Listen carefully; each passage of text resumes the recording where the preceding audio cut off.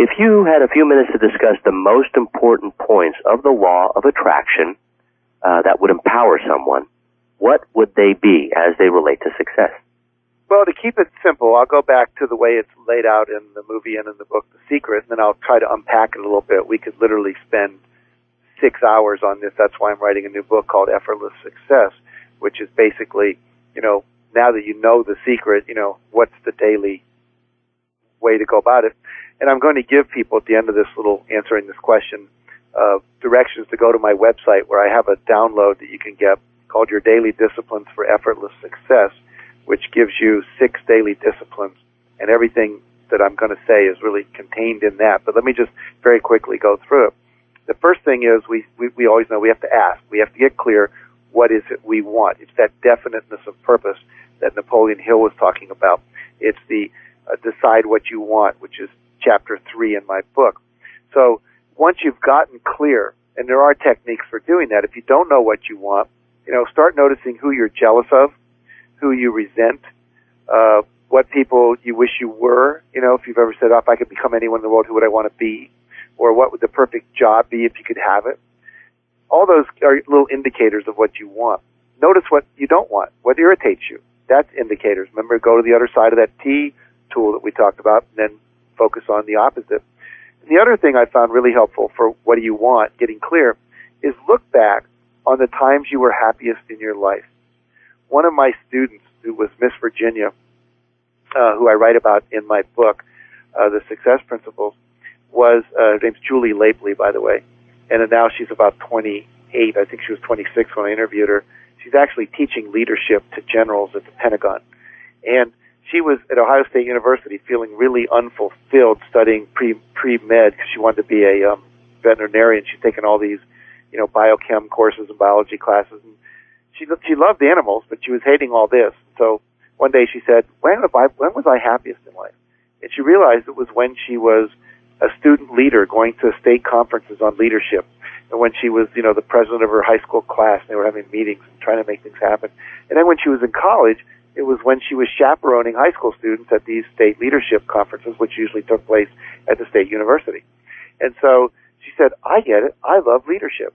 And so she went to university and said, can I create a course in leadership? Because there is none. Can I create a major in it? And so they said, well, what kind of classes would you take? She said, well, communication, journalism, video, history and things, so she'd understand, leaders in the past and all that. Anyway, she convinced them to let her create this first major in leadership. There's now a program there that she helped found. And the point being that she totally knew what she wanted. And she asked for it, and she got it. But how did she get there? By going back to look at when she was happiest in life, and that gave her the clues to her purpose.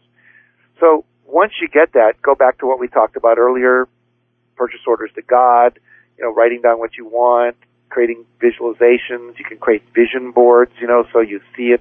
Surround yourself with external images and so forth. And, keep yourself focused on what it is. Then the next step is believe. So we got ask, believe, receive.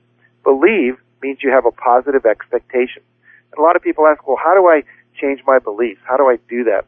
And the answer is, a belief is simply a thought you think over and over and over until it no longer feels like a thought. It feels like a whole context for your life. The world's a safe place. That's what some people believe that. Some people believe the world's not a safe place. Some people believe people are nice.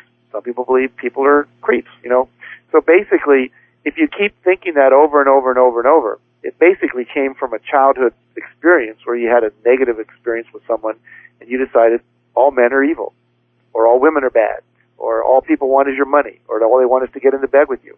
And then you start seeing everybody through that filter. And when you believe that, you'll attract people who, in fact, will only want your money or to get into bed with you or whatever. Get into bed with you or whatever. Get into bed with you or whatever. Get into bed with you or whatever. Get into bed with you or whatever. Get into bed with you.